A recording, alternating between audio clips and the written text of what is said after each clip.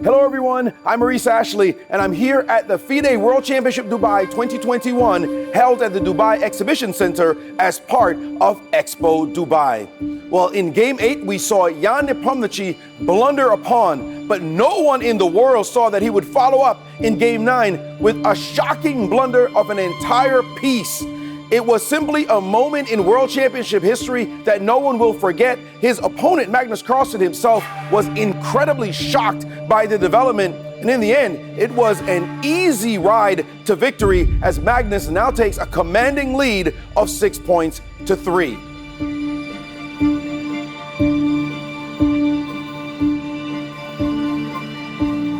In Game 10, Jan will have the black pieces. That's already a tall order trying to defeat Magnus Carlsen, who is a machine when he has white. But will Jan be able to bounce back and get that psychological grit, determination, and toughness that it will require with only 5 games left in order to defeat the champion and make one of the most epic, storied comebacks in World Championship history?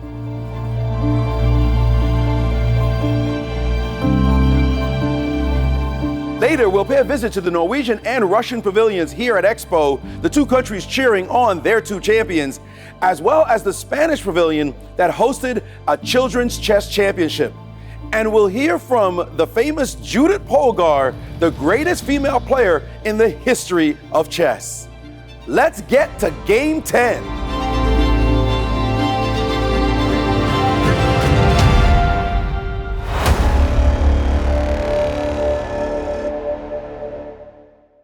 Today, more than ever, when the world comes together to create a better tomorrow. It's going to be magic. Oh, La magie. Magic. Magic with music. With architecture. With colors. Magic with celebration. With your safety. From here. There. And everywhere. For 6 whole months, day and night. Join the making of a new world, starting October 1st. Want to play chess but don't know how to get started? Try chess.com. Play for free against someone at your level or challenge one of our friendly computer bots. Trying to improve your chess? Learn the Queen's Gambit and other openings with guided interactive lessons. Like chess but don't want the pressure of playing games? Chess.com has hundreds of thousands of fun puzzles to help you relax and sharpen your mind. Play your friends, make new ones around the world, follow the latest games and more. Sign up and play for free at chess.com today. Well, I'm intrigued. I'm excited. I think the mood is exciting for me more than the strategy of the game because that is something I'm still learning. It is very exciting to be here. I think the combination of Dubai, chess, Expo, world-class players, amazing weather, good food. It's super lively. It's super energetic. We've traveled here from London. My son's a chess player, and we're really, really enjoying it. Oh yeah, I'm definitely excited because just Nepo's trajectory through coming through the candidates was actually very exciting to see some of his matches earlier. So I'm excited to actually see the finals this time around. As a grandmaster, as a chess professional for many years, I have always learned to fight till the end. And I think we will see fighting till the end here as well. But I have to say that I am somewhat disappointed as I expected tougher resistance. Like losing 2 games in 1 move, that's unforgivable. Like I said, for a grandmaster, let alone a world title challenger.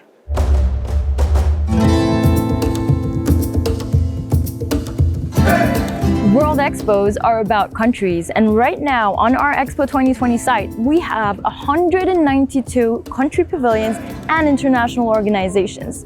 This means we brought the whole world in one place on one platform for 6 months, a must-see. These guys have worked relentlessly for the past 5 years, if not more, to actually bring their pavilions to life. Let's take a look at our champions' pavilions.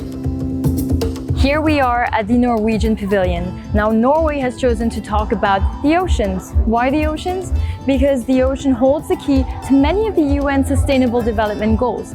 How do we use our planet's resources, but yet preserve them and conserve them? This is why Norway is here showcasing it in their pavilion. The fact is, by 2050, there might be more plastic than fish in the sea. And this is why Norway is a pioneer in technology-based sustainable solutions for the ocean within energy, aquaculture, fisheries, shipping, and the whole maritime sector.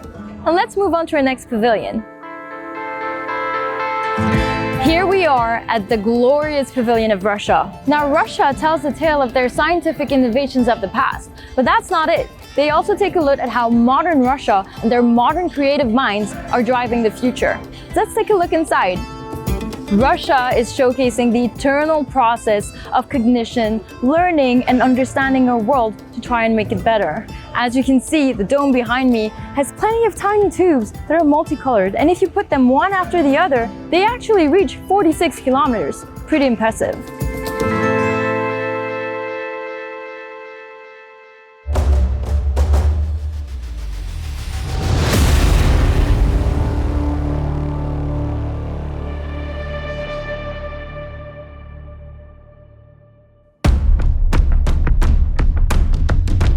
Your Excellencies, distinguished guests, ladies and gentlemen, I'm Maurice Ashley, and it's my pleasure to welcome you to Game 10 of the FIDE World Championship Dubai 2021.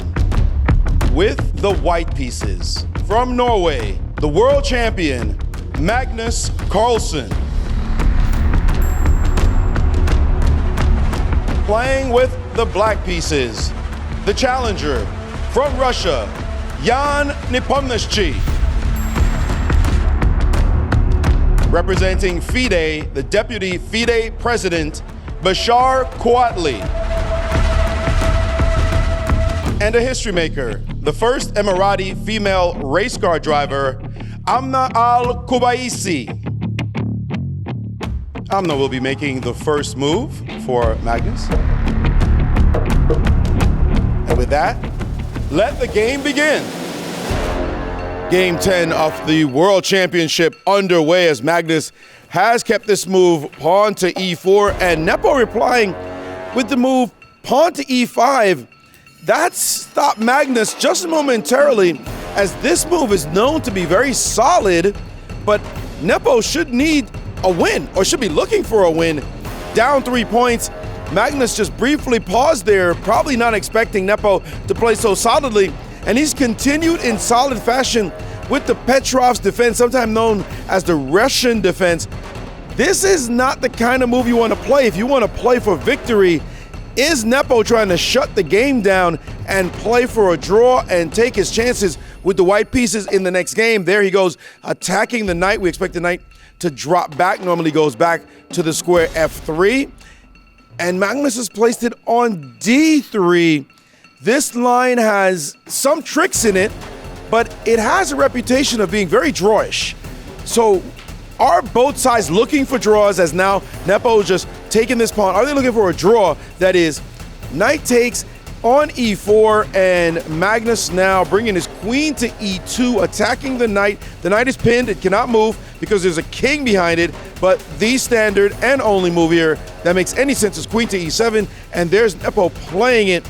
We are seeing very solid play by both parties right now, and Magnus reaching for the knight, knight to f4. This is all standard theory to this point. A very tricky move here is to bring the knight off the back rank and go to c6.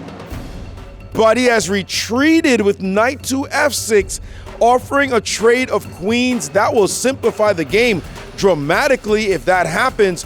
Whose favor is it in? Normally in black's favor to get a draw, but Nepo is in a desperate state right now. Magnus playing the move d4, not trading queens just yet. And now the move knight to c6. That looks different. That looks like the first new move of this line. Knight to c6. He's got Magnus pausing for just a moment. This is attacking a pawn on d4. This gives Magnus a chance to spice things up. Will he go for the knockout and try to win a third game in a row?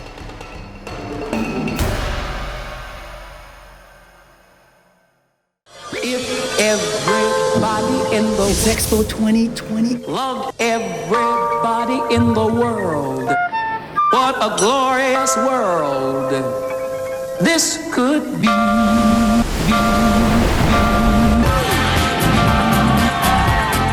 It's the culture, the music, the artwork. It's the people. Come on and join us. A new world is just beginning.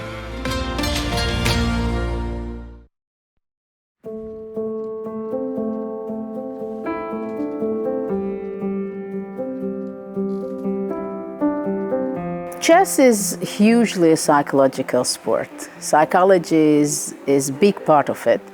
But in a match, I think it's like 10 times more than a tournament. It's a lot at stake. The whole world is watching you. And of course, your character traits going to be shown on the board and during the match. And also, what is your mind of state? How can you handle loss? How can you move on from your mistakes? Of course, this is the biggest problem, that when you have to handle with your own mistakes, your own shortages, where everybody knows what is that, and you have to face it, and you have to be extremely honest to yourself to be able to change on that. And I think it was known for everybody that for Nepo it is possible that psychologically he can go down, because we've seen him playing 1 or 2 games badly in a tournament, and then you saw that he was frustrated. It just couldn't handle it. And this is something which I think happens here also, that in Game 6 it was the game of the match, clearly. It was huge. He made mistakes which is possible to make, but it's very difficult for a chess player to forgive to ourselves and not to think about it continuously, that why did I make this? If. So for that, you have to have a very stable background and mental preparation.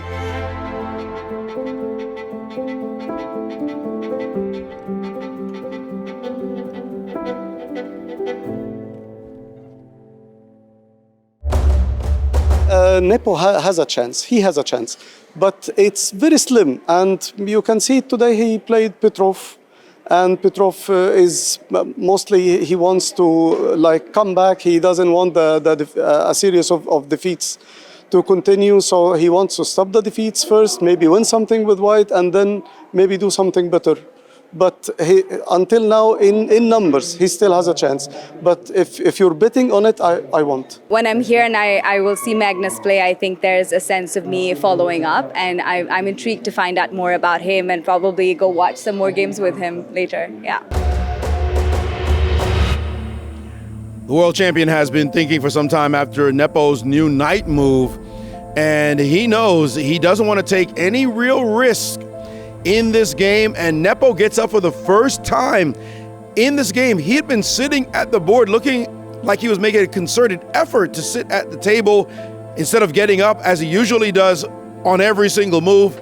And Magnus now playing the move pawn to c3. He could have brought his bishop into the game to protect his pawn. That would have been a sharper way to play as we see Nepo coming back. But this move allows the queen trade to still happen, and that keeps the margin of safety. And instantly the move pawn to d5, getting space in the center of the board. This equalizes the chances pretty much, and Magnus playing his knight to d2, developing his piece, getting it into the action. This is not a very aggressive posture by the champ, and he's now the one to get up from the table, but it doesn't look as though he has many active chances. He's got to watch out because Nepo will look for his own chances as well, but this knight move, knight retreating backwards, it looks like he's going to come back out to the game and offer more trades. This game is turning into an exchange fest. More and more trades will make it easier for the draw, but Nepo doesn't need a draw. He needs to win. We see Magnus there bringing his knight to the f3 square, and that knight now on a great square. It was on the back row, but now it's moved, made a couple of moves, and now it's in the game. And we've got to see what Nepo plans to do, and he's trading queens. This was kind of hard to avoid. This favors Magnus Carlsen. The more pieces come off the board, the easier it's going to be for him to make a draw. He's only got to make 3 draws to win the entire match. And now the bishop coming out to d6. This does not look like a winnable position for Nepo. What is he going to try to do to make the game sharp, to make it exciting, to make it aggressive so that he can have some good chances to win? Magnus is thinking, no way, let me get my king to safety. This game settling down very much into solid territory as Nepo also castles there. I don't know what either side is going to try.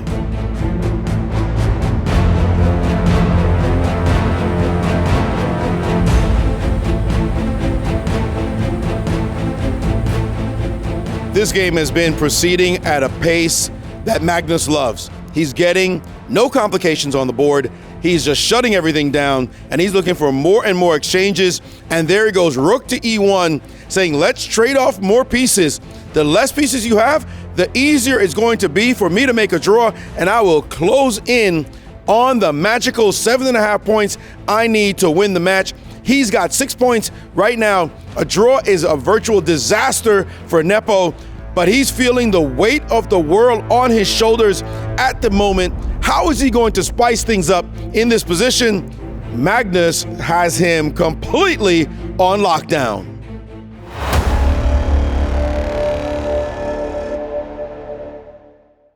Today, more than ever, when the world comes together to create a better tomorrow. It's going to be magic. Oh, La magie. Magic. Magic with music. with architecture. With colors. Magic with celebration. With your safety. From here. There. And everywhere. For 6 whole months, day and night. Join the making of a new world, starting October 1st. If everybody in the It's Expo 2020. loved everybody in the world, what a glorious world this could be.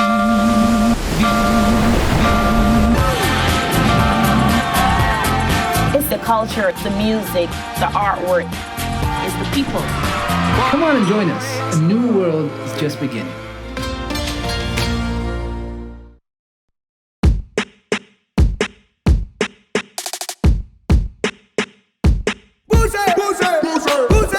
The yellow and red cones you see behind me are the marvelous Spanish Pavilion. Now, in line with the Expo's theme of connecting minds, creating the future, Spain has decided to talk about intelligence for life. And they're showcasing their amazing heritage and culture, which is, by the way, deeply rooted within the Arab world. The Spain Pavilion also wanted to use and maximize the enormous potential of chess to develop intelligence, promote coexistence. They did so by organizing the World Online School Chess Tournament, where more than 2,600 children from 54 countries have participated.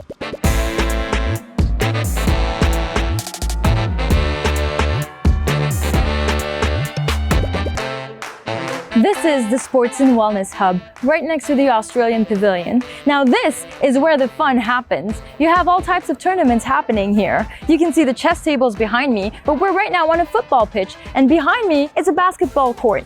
And we even had the Harlem Globetrotters here present a month ago playing. We hope to see you with us very soon. Come enjoy the fun.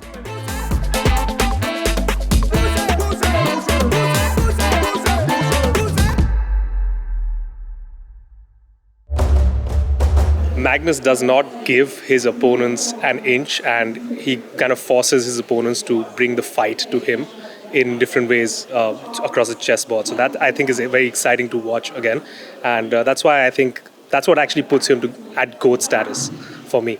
Magnus will try to see what he can do. I think he's content with drawing it till the end. It leads him to where he wants to be, defend his title.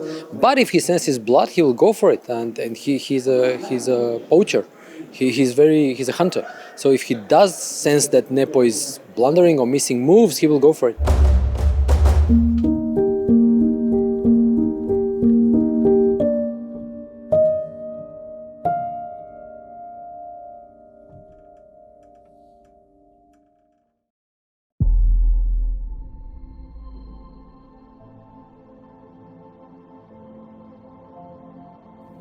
Jan Nepomniachtchi in a difficult position as he's got a solid game.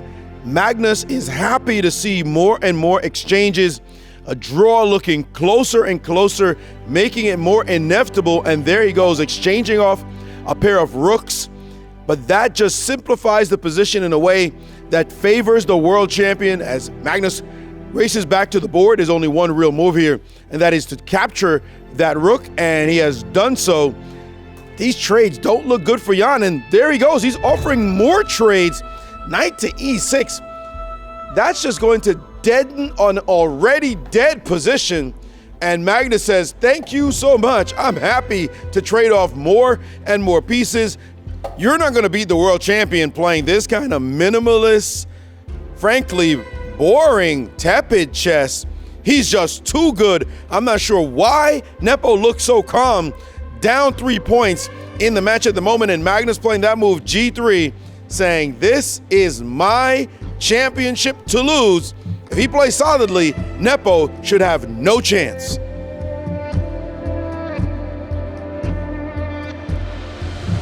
After that pawn move to G3, the game has proceeded solidly. And right now, Jan Nepomniachtchi just has very little to play for, and he makes a soft pawn move as well. Very solid indeed. We haven't seen these guys be aggressive at all. But there's Magnus chasing that knight with that pawn.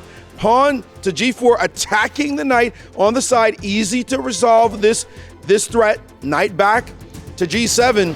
But I think this is going to allow Magnus to do what he wants, and that is to offer a trade of bishops. And there he goes. His bishop now attacking Black's bishop and saying, hey, you want to trade off more pieces or back down? Well, Nepo decides not to back down, but instead does trade, helping Magnus's cause, as the more trades, the merrier. And Nepo's going to have to figure out some kind of aggression, some kind of attacking move that gives him some chances. That's not bad. G5, pawn to G5, attacking the knight. The knight could take the bishop, but it wouldn't be a great trade this time, and Magnus doesn't fall for the trick. In that case, that knight for that bishop would have allowed an imbalance that would have favored Black, and so Nepo didn't trick Magnus, but look at this. Pawn to F5. First, the pawn on G5 attacked the knight, now the pawn on F5, creating some dynamic chances. It doesn't look like much, but Nepo is trying to squeeze blood from a stone, and Magnus has to be careful right now.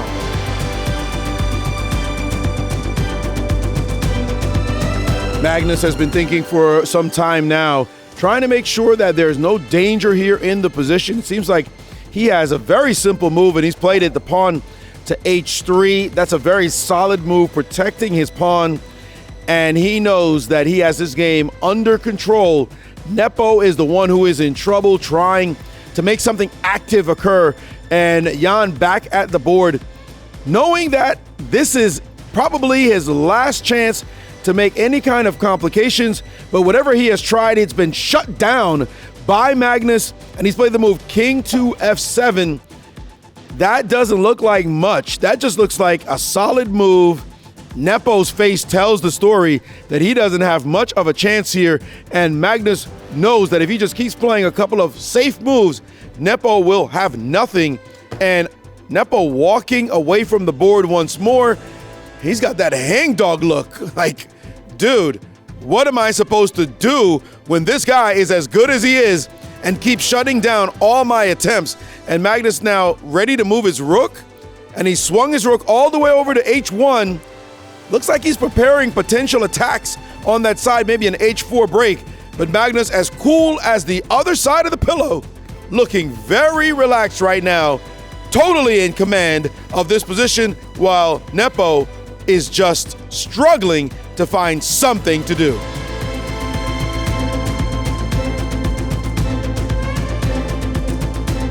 We've seen a number of trades in this game, and it's just going down to nothing. Whatever Nepo has tried has not worked in this game. Maybe he wanted to draw all along and have this go to the next game with him with the white pieces. Maybe that's been his strategy. Magnus Carlsen seems content to defend with the black pieces in the next game, and we see the rook going down, and there goes a check, offering a trade of rooks. Magnus may not trade, he might move his king, but I think he will just trade. Why not? Just trade off more pieces, continuing this policy of simplifying the game, and we see quick trades there. Knights, two knights on the board, pawns on the same side. This position looks dead drawn. You see Nepo's face saying, there's nothing here. And Magnus can make his next move, and they're after move 40, so Magnus can offer a draw. And he has done so, and Nepo has accepted. The game is drawn. Game 10 is in the books. And Jan Nepomniachtchi has only 4 more games to try to close the 3-point gap. This is a very difficult position for him, no question about it. Give Magnus all the credit, as he looks like he has a lock on this match.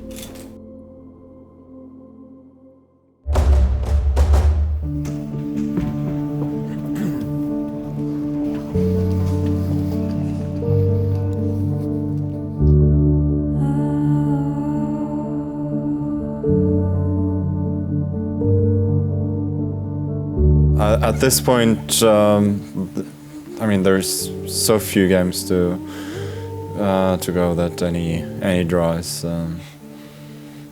yeah, it's an excellent result. The problem that basically playing as black, you don't have such a big choice, and I mean, especially it's classical. Even if you play so-called sharp opening like Sicilian, if white wants to shut it down, white surely.